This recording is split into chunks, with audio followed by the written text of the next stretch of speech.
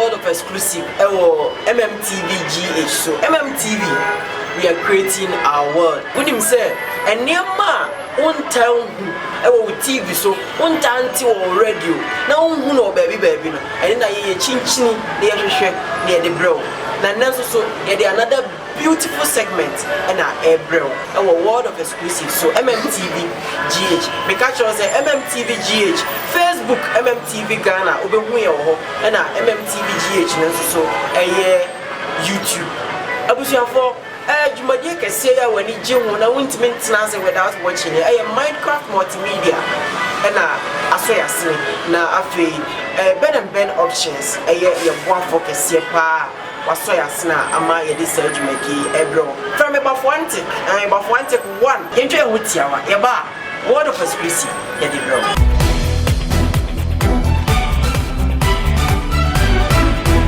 bemo akwa word of exclusives and ugusu a wo hwe MMTV GH we are creating our world abusia for and me ni opani kase bi Mr. Benjamin Ajimantua Oti on the head of business operations and administration, and also the vice president for Ben Options. Obviously, yeah. No, the radio and that's you. Oh, we are very good. I say, oh, my name now. No, okay. My name now. You want to have a view? Ben Options Limited. The case of Ben what does it bring? Ben Options Limited, a company on Maswa, Osunyane, Mantenwa. Head office of Cocoa Board building, a Sunyani Cocoa Board, a Abos and Cassia or Hana Ben Options Limited. Yanum and I said, go for me in Akabuma, a Benjamin Bennett, in the Ben Options Limited. Aba Sunyani Kudia Muase. I did Madi nti menim say interview na ekoso no media e di ni na na ye de betuga ama omo hwe ye so ehu media oba Ben Options Limited a ye di no e wo happy. Okay, let me say right from the word Jack na ade ba come ani agim ho pa ye say anuanum mienu na mo kam ho aboma mo de Ben Options Limited abe dia na influence mu some establish an outfit like that. You want to say youth of today no Ubia sorry or white color job and as or say buy employing and as be employing no but here it's not simply say I was say a certain standard me a certain example Emma amount for Senabeya Ubi cry yes you are make us me train a buy from a Juma and son of my year Juma then will be best as motivation I'm a youth for more banner Senabeya will be so idea and as will be or prepare so or set up your own business or because go for me anyway and as go for it to me I didn't mean to me na ye jai say bia na de burden e ko to aban so ye nim say se nipa na ewie school no bia dwen ho eyese obe set up and as o di ono ani company beba out e be ma unemployment situation no e reduce o Ghana has na enkoye say something like unemployment graduate association the local school west yan there when you in there also use to buying for was was with me bibi now with me the boa economy now we find yourself in anything ama yes we are kabuma yes ye duma die say na there the best serve as motivation no bia ka say oh enye panyin say obi a wani na bro so na set a business na mom youth no nso betimi ayi bibi they are not behind Ben Options Limited. Oh, beautiful. Okay. And to say, I'm more I'm a government that can take down unemployment situation. Now, yes, we have Ama Kakabia, and I say, Yebe, the Abua Ama economy, Naposuna, and also we deal with Juma. Wow, Vice President, I'm in the education company. Now, most of the Ben Options Limited. And you make us who's attention at the same time. Attention, there. One himself, I start to be I am not quite challenging because I start here, then there are a lot of things that will happen. But Sinamiadum response so far very overwhelming. The rest, you start here, I feel but the way I'm for seeing here, a business there, Kasana. Yeah, sure say if you be doing fear me son. Na Ben and Ben Options Limited. I household name no Sunyane, Bunga Afo, Ghana, and if you are saying the mere sure say as the years goes by, no Ben and Ben Options Limited. Ometi enka e wo wiase ne Ghana ha afa nine baby bia e wo bia. Okay, it is so far Ben and Ben Options Limited. What employ nipa do bensi. So far the way I do man city no your part time for or ye omo no part time. Ni e wo mo so omo ye permanent e wo ha. Nti roughly no yeah ye permanent one. Yes 7. Jubia ni Jumedia Odi Uba Ben and Ben Options Limited. Jumedia a permanent workers no yes 7. But a part time for the ya no because of Jumedia the part time for na one. You can call somewhere around 20. It has to when a Juma never ban in the who part of do bring you on board. And here Juma Nekasi and here only part of do bring you on board. It gets to a time, be a particular point in time, part time for around from here 30 to 50. Depending on the kind of work, a Juma could do because a Juma does. It's about a Juma could do the kind of people and as a Nipa do but permanent people are always see yes 7 see I say Bribiani Nipa who do a muhia. It's depending on Sa Juma Mokoyeno and the Mamu with the number muhia. But specifically, your full time at the 7. Ben and Ben Options Limited, for Vice President, our no answer here, Head of Business Operations and Administration, and Yaneno Chichem from our world of exclusive. After Yan delve into Jumadia Kasa, Mudi or Ben and Ben Options Limited. Jumadia Sasena Mudi. Jumadia, you did Jumadia the Ben and Ben Options Limited. Jumadia, you know. We've been a business consulting, the science research work, research be our so and Ben Options Limited. I feel so the data analysis and collections here. In our face, business feasibility studies. In the all online purchases and as a mini importation. So the in a general trading. So Ben Options Limited. We do Juma. Cocoa building. Wow. Not just an idea. Ben Options Limited. Moody Juma. But young share, young fun, my dear Moodino, young fun of Baku because you're a business consultant. Abia, a Jumedia, a foul beer, and so me, mammy, and I'm a papa, and I business consulting, a business consulting, a sena interesting. Business consulting, when you are a brainer, baby, say, fan, will be here in the Juma, will be here expert advice, and I said, Omo Mapadari, a Juma now, or in the Monoma, a tuneful, Paya or Befaswa, or dear Jumani Bekoswa, a Jumani Betum. Ben Options Limited. You have one or any firm business consulting. Never, and yes, if you have been called Medina and this Jumani. You walk in Kofua and I say a Kua, Nipakua, Oma Akudama, Ubia one shoulder. So, Oba, say Bia Oba, now Opese, your advice one I say a tool for Efa Jumedia Udina, Uba Ben Options Limited. You walk Kukudam for her, so buy a bed wall.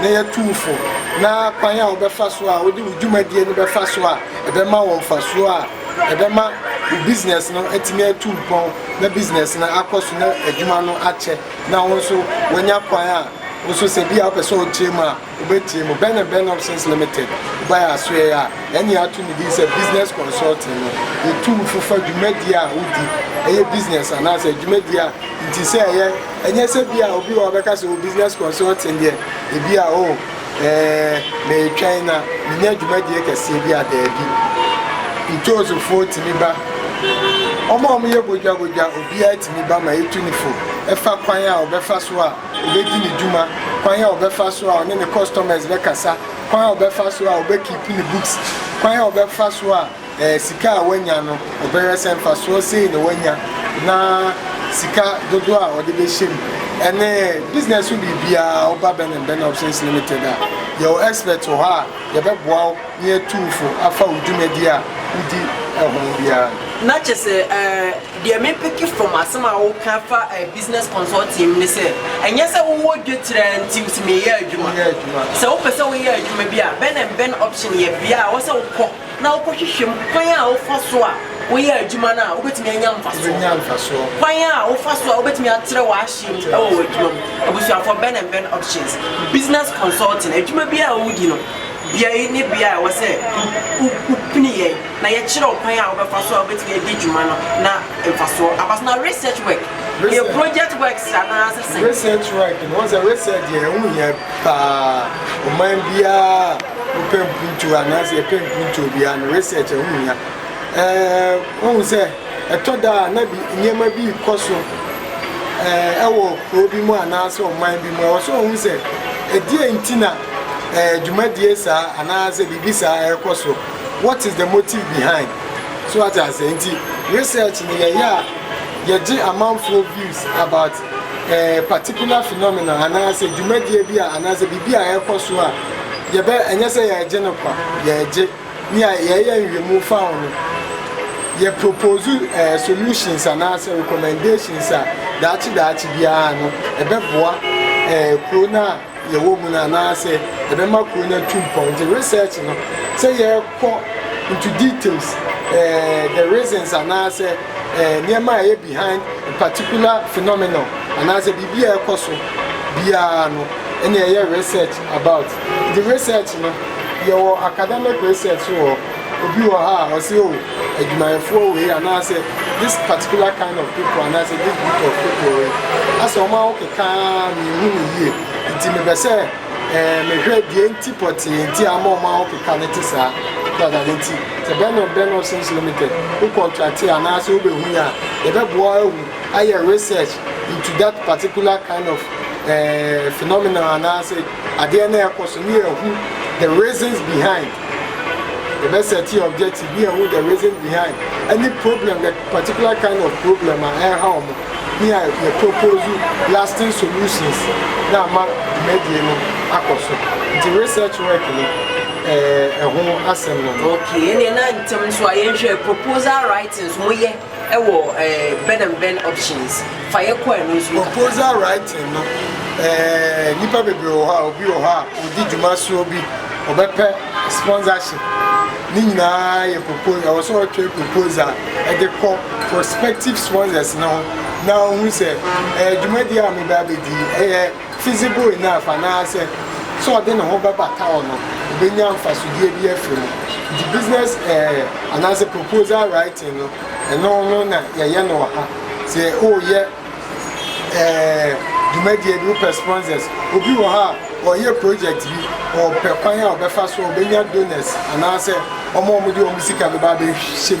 To Ben Options Limited, I say, I don't wow, near drafting proposal, and yes, a proposal, be a proposal, Bema, and yes, can I say, this is Cabot Brewer, Ubenya funding, and your project via or person will be Ben Options Limited to buy a swear, the dog wow was our finance.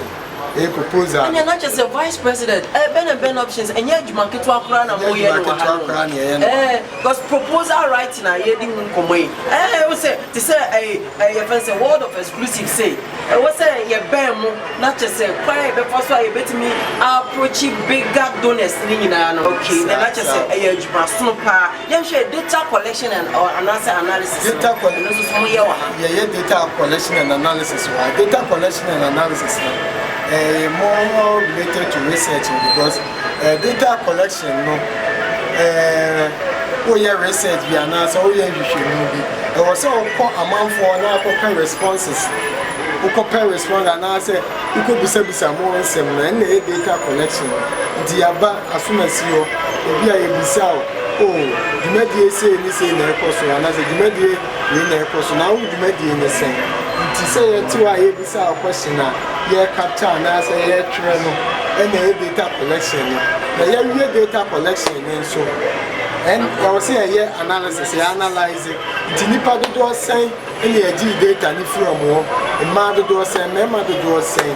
normal responses na send is it here no na data analysis na it so ya ji data na wie no ya analyze e ma won se nipa dodo a ye interview omo normal responses and I say responses omo de ma ye no say analyze say na tie no na data analysis. Okay. Data collection and analysis. The business feasibility studies. And also so we have Ben options. Yes, business feasibility studies. Yeah, we say obi wo ha. We starting so be business bia na eno an say wako akoye business na. Business feasibility studies na we say ukohwe se bia be so ye business a ukohwe e ho say dwumadie na wo di no ebe koso ubenya raw materials for the feasibility studies na say ye ba behwe se business ko na ba be di no ana se dwuma so na be di no no e feasible ebetimi akoso ebetimi ama wanya mfaso ebetimi ama wanya returns are open and business feasibility studies because who fit prepare and so nko ba bia say o kwa business dey bi o so hwe na hwe o target group na say target audience no target audience no send be more the kind of business we dey go and yes o fiti ya o ya na o the business na for dey bi o say Uber Ben Options Limited ya so ni aboa na be bi kura be so ye business na kokore o and I say team no kokore o ni ehu the kind of business we dey call ebeboa nko wo idea na be so ye business na ye call ni akwa akọhwe RSA ampa business na dey ba ho no e feasible na be koso amwanya so faso a Ben Options Limited ebeboa and it's a Ben Options Limited business feasibility studies abusuan for oguso a wo hwe world of exclusive my MMTV GH Mekao ye pass adwumadie Minecraft multimedia and also ya sene na fe Ben Options Limited boa for kese pa omuka ye ho a ye de adwumadie etisese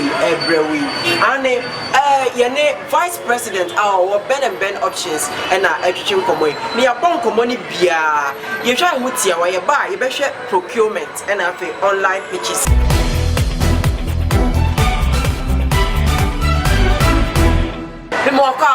World of exclusives our MMTV GH our YouTube and our Facebook MMTV Ghana.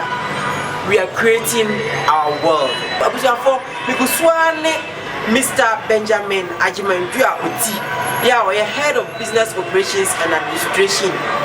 And I also vice president for Ben Options.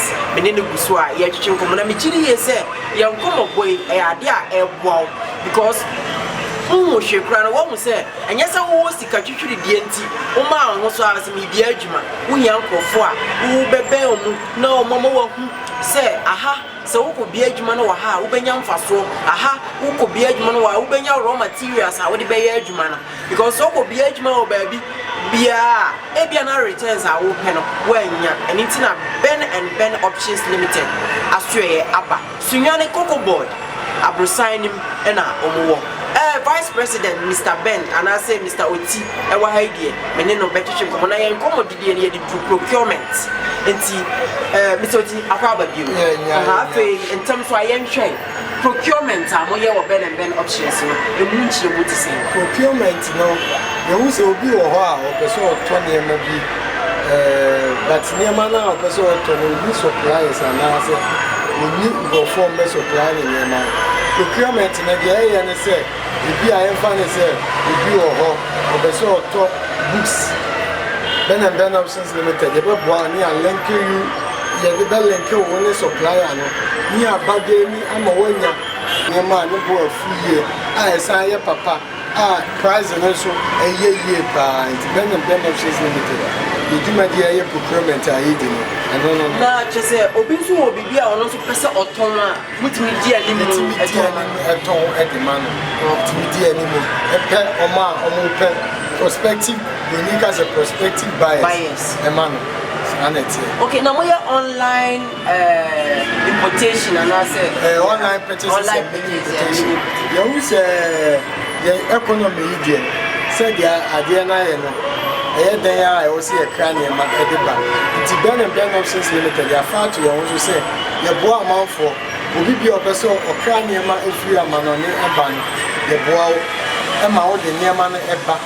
Meaning importation, yeah, importation. A soon be into the Aquinama. 1 hour, what if you are almost a woman near Dumania, no bar, the better. A year, fine of the first one, within the Yamano, and near my be free, Ramanone Abba Ghana Habeton, the already be Oha, the funny Yamana at very cheaper cost, name mobile betting and you have 4% of Yamana of the buyer, Usubenya on Fasua, a year also on Casa, where they are to unemployed.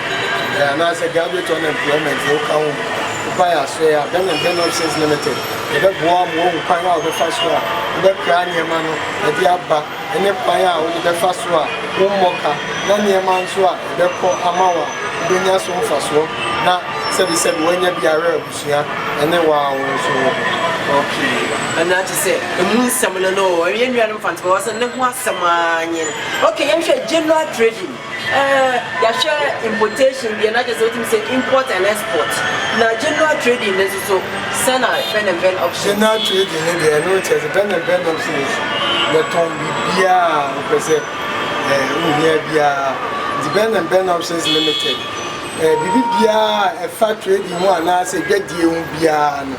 But Ben Options Limited, the Bebo, and I say, you do, you might be a fat, you get the own piano, but Ben Options Limited, the Bebo, I'm worthy, said, Ma, I get the own piano. Hey, I was your phone, not just Ben Options Limited. Or like I said, you do all. I was about to and come to Chima, not just what was a Ben Options. Makaba baby, who do Sunan and Neponia have money, my dear. Omba can say, baby, Ben for Bibia, a command say, Trimopopia over fire for business, not dear. Approach you home, Ben Options. But the idea chat one, young share, social media marketing and pop SMS. And also tomorrow. Yeah, we're doing social media marketing. Yeah, we say, to see no social media, no, gradually, Nana and Kakaka is taking over, Nana taking over traditional marketing, radio, TV.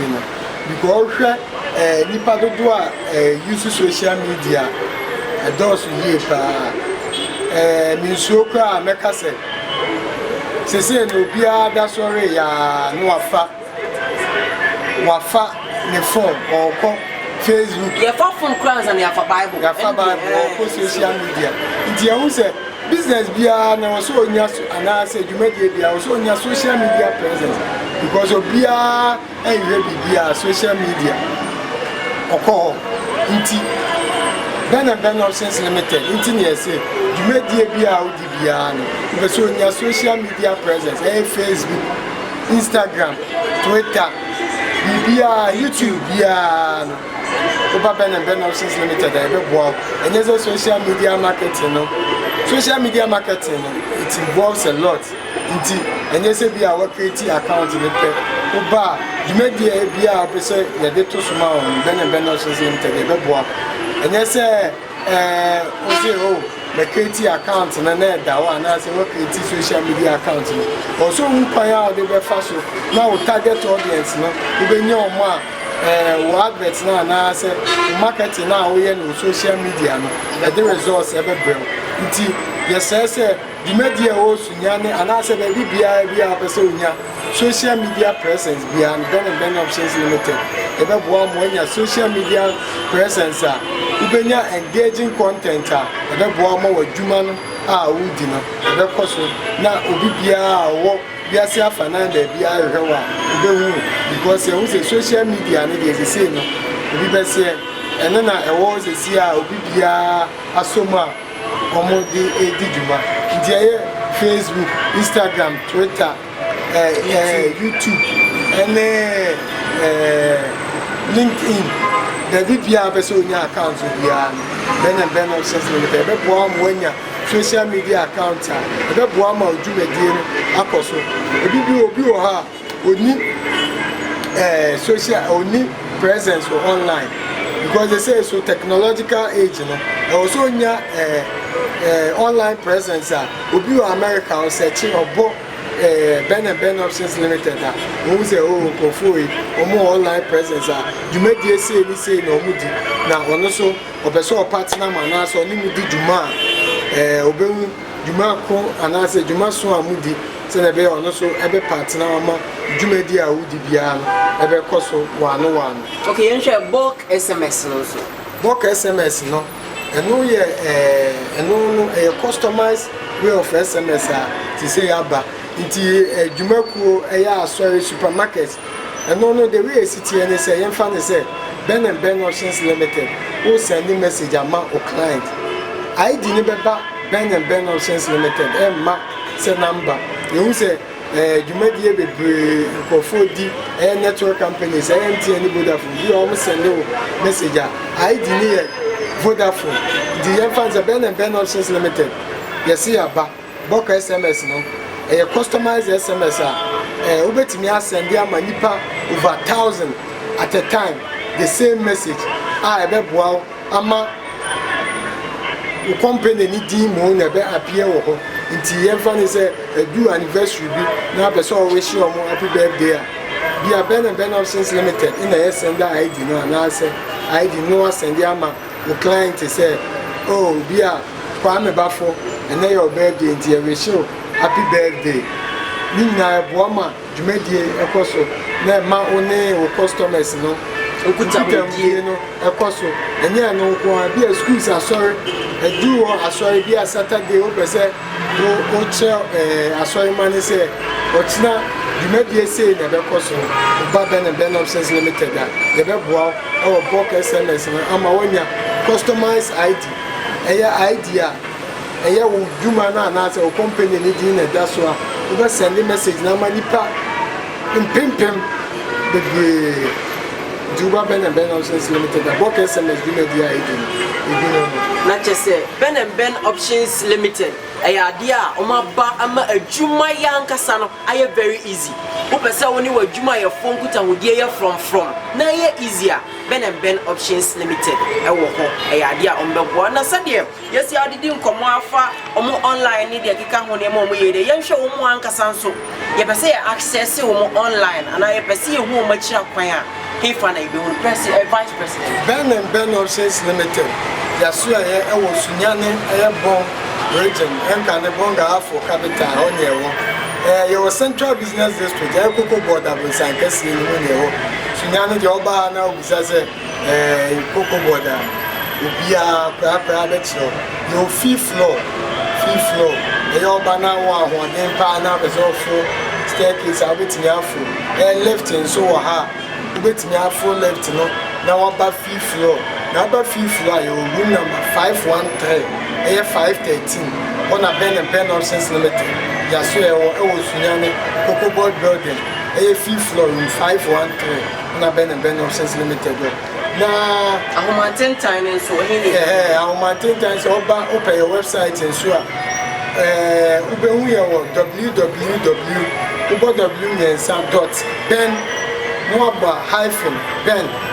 Options Limited. Okay, not just www.benoptions.com. Okay. www.ben small letters hyphen benoptions.com. And I have info@ben-benoptions.com. One person send me an email. Wait me send me. Now your contact name so person here to train command. Ben Options Limited. The number here 020 644 36 37 020 644 36 37 and as obet me affair 0241 upon 9 years and as 0241 999 342 0241 999 342 and also 0201 851858 and also 03520 223684 landline no Ben Options Limited your contacts no to be your person need in komo bia no wetimi afre number and also email no wetimi akọ website so akọ media yɛdi ɛwɔ Ben Options Limited yɛasoɛ na just abusuafo mpanin se de dae akoswane pitiri many vice president for Ben Options Mr. Benjamin Dua Oti our head of business operations and administration and atwetwe nkomo and our world of exclusive suite and the one who say Ben Options Limited your services be a business consulting, research work, proposal writing, data collection and analysis, business feasibility studies, procurement, online purchases, and answer mini importation, general trading, and yakacho says what to share. But me near the actual box 1706 Sunyane, and I feel Cocoa Board building Sunyane and your walk 513. And Daya, your womb. Our mountain turning in our is screen so. I wish you for Ben Options Limited or say reach a goal. What mean ye be our bra? On for endom Ben Options. Now, Miss me a guarantee say Ben Options so dear. So what do you boy a dear would die soon a baby. World of exclusives and Ubuswa Oshe, I will MMTV GH, YouTube, MMTV Ghana, Facebook, and World of exclusive and Yadebro in MMTV studio or say we are creating our own world. Make our year passage, my dear, Minecraft multimedia and our soya and our Ben Options, one focus here.